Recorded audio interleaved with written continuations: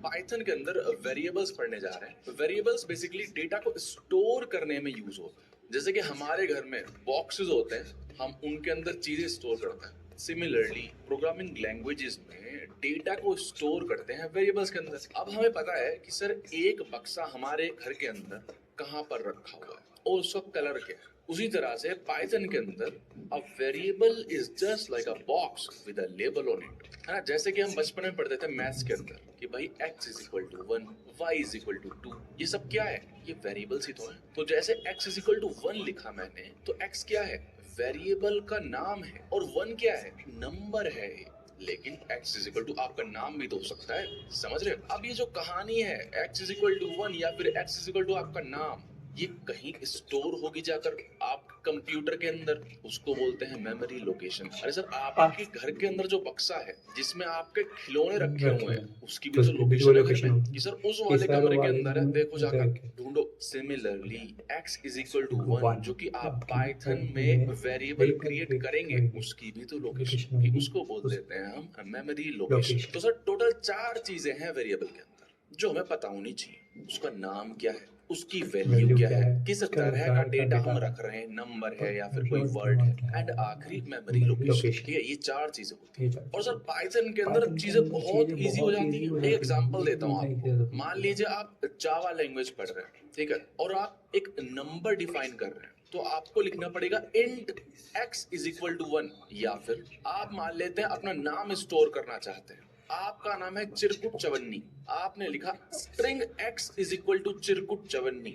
ये आप कर रहे हैं जावा के अंदर, लेकिन पाइथन में ऐसा है ही नहीं। आप डायरेक्ट लिख दो sir x is equal to 1 या फिर x इज इक्वल टू चिरकुट चवन्नी। पाइथन को पता है 1 लिखा है तो सर नंबर ही होगा, चिरकुट चवन्नी लिखा है तो सर वर्ड ही होगा। लेकिन जावा हो गई, सी हो गई, इनको आपको बताना पड़ता है कि सर सुनिए, मैं नंबर स्टोर करने जा रहा हूँ या फिर मैं कोई वर्ड स्टोर करने जा रहा हूँ। ठीक है, तो इसीलिए बोलते हैं Python is a dynamically typed programming language. कि सर जब आपका प्रोग्राम चल रहा होगा तभी पाइथन देख लेगा कि सर ये x जो है वो नंबर है या फिर कोई वर्ड है। ठीक है, लेकिन सी प्लस प्लस जावा में आपको पहले से ही बताना पड़ता है, इसलिए उन लैंग्वेजेस को सी प्लस प्लस जावा को बोलते हैं स्टैटिकली टाइप्ड प्रोग्रामिंग लैंग्वेज। ठीक है सर, कहानी समाप्त हो चुकी है।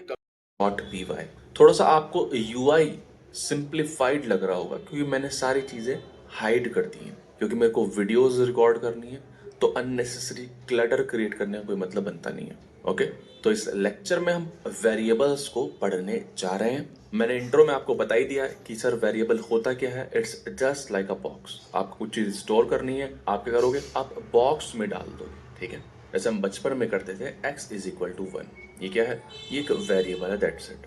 1 को आपने स्टोर करवा दिया है x नामक बक्से के अंदर। ओके, अब जैसे मान लेते हैं आपका नेम क्या है, अंकित है, अंकित। ठीक है, अब अंकित क्या है, एक वर्ड है। ठीक है, पाइथन की भाषा में इसको स्ट्रिंग बोलते हैं कि सर जब कैरेक्टर्स मिलकर कुछ बनते हैं उसको हम बोलते हैं स्ट्रिंग। तो अंकित क्या है, स्ट्रिंग है, तो हम उसको डबल कोट्स में एनक्लोज कर देंगे। ठीक है, तो ये क्या लिखा है, वेरिएबल का नाम, ठीक है, नेम लिखा है, देखो VS कोड ने बता भी दिया वेरिएबल है, और उसकी वैल्यू क्या है, अंकित, है ना। मैंने आपको इंट्रो में क्या बताया था कि सर 4 चीजें होती हैं।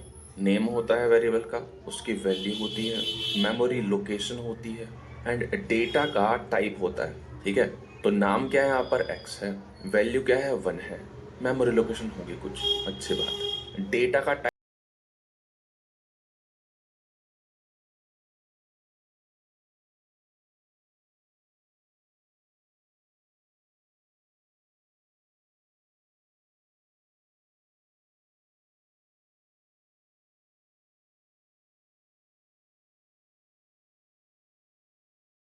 ये क्या था, इंटीजर, समझ रहे हो, कोई डेसिमल नहीं है, लेकिन यहाँ पर क्या है, डेसिमल है। ओके, अब जैसे मान लीजिए आप गए किसी क्लब में, तो वहां पर एक रूल है कि सर आपकी उम्र 18 साल होनी चाहिए या फिर आप अडल्ट होने चाहिए, तो उसको भी ना स्टोर करने का जुगाड़ है पाइथन में, इज अडल्ट, है ना, ऐसे मैंने लिख दिया। ये क्या है, वेरिएबल ही तो है, ठीक है, और इसमें हम ट्रू या फिर फॉल्स स्टोर कर सकते हैं। जैसे मान लेते हैं आप छोटे बच्चे हैं या 3 साल के, तो आपके लिए फॉल्स आ जाएगा, है ना, आप कुछ भी कर सकते, कोई दिक्कत नहीं है। ओके, नेक्स्ट टॉपिक पर चलते हैं, variable naming conventions and rules. अब देखिए, वेरिएबल का आप नाम कैसे रखेंगे, उसके कुछ रूल्स हैं।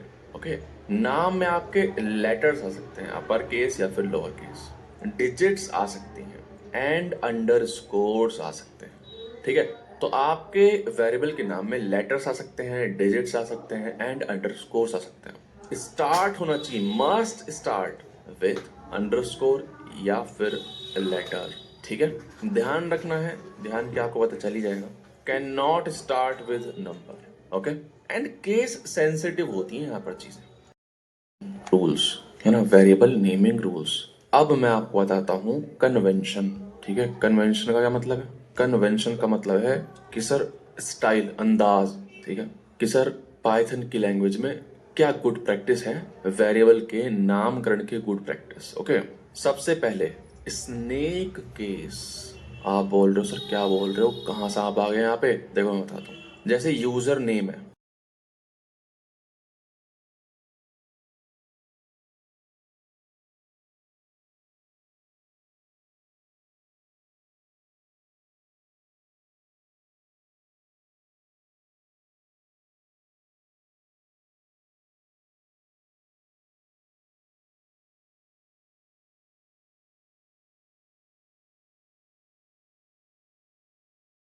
बोलूँ यूजर नेम ऑफ इंस्टाग्राम, ऐसे इंस्टाग्राम क्या है, ये नाम है, कुछ वर्ड्स हैं यहाँ पर। ठीक है, यूजर नेम ऑफ इंस्टाग्राम, लेकिन यहाँ पर देखो क्लैरिटी नहीं है। तो आप सोचोगे सर स्पेस डाल देता हूँ, नहीं, स्पेस तो डाल ही नहीं सकते। मैंने बताया आपको कि सर वेरिएबल के नाम में लेटर हो सकते हैं, यानी कि ABCD, डिजिट्स हो सकती हैं 1 2 3 4 5 6 7 8 9 0, या फिर अंडरस्कोर हो सकता है। तो या तो मैं इसको कैपिटल कर दूं, हर एक वर्ड का फर्स्ट लेटर कैपिटल कर दूं, इसको बोलते हैं कैमल केस। ये कन्वेंशन जावा में यूज होता है, कर सकते हो, कोई दिक्कत नहीं, कोई नहीं आ रहा मारने। लेकिन पाइथन में अक्सर हम क्या करते हैं, सब कुछ स्मॉल केस में ही होता है। ठीक है, स्मॉल केस में ही होता है, लेकिन हर वर्ड के बीच में, है ना, हम अंडरस्कोर लगा देते हैं ताकि चीजें आंखों से आसानी से दिख जाएं। अब दिख रहा है, हाँ भाई, user name of Instagram clearly. ठीक है, और हम कुछ भी लिख सकते हो बीच में। अगर मान लो, एक एग्जांपल ले लेता हूँ, चलो, है ना, जैसे मान लो यहाँ पर मैं कुछ वर्ड लिख रहा हूँ, कीज ऑफ कार, और यहाँ पर एक वेरिएबल लिख रहा हूँ माई स्ट्रिंग, ऐसे। तो सबसे पहले तो कैमल केस से स्नेक केस बनाया जाता है ना, स्नेक केस बनाया जाता है। इन रूल्स की बात कर लेते हैं, ये जो हमने देखे थे ना, मस्ट स्टार्ट विद ऐसे। तो देखो, हम यहाँ पर कुछ भी लिख सकते हैं, नंबर वगैरह, लेकिन स्पेशल कैरेक्टर नहीं। देख रहे हो, एकदम से ये सब वाइट हो गया, देख रहे हो, स्पेशल हाइफन नहीं, कुछ नहीं। इक्वल टू, इक्वल टू का मतलब ये है सर, तो इक्वल टू यहाँ नहीं इस्तेमाल कर सकते। प्लस का मतलब एडिशन, तो यहाँ भी नहीं कर सकते।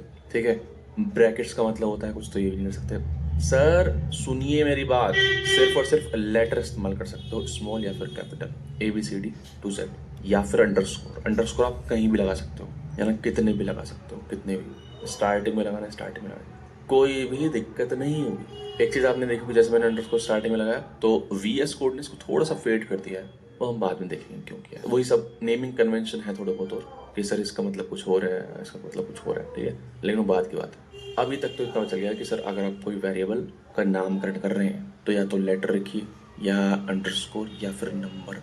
नंबर के साथ क्या है कंडीशन, आप एंड में या फिर बीच में तो लिख सकते हो, लेकिन स्टार्टिंग में नहीं लिख सकते।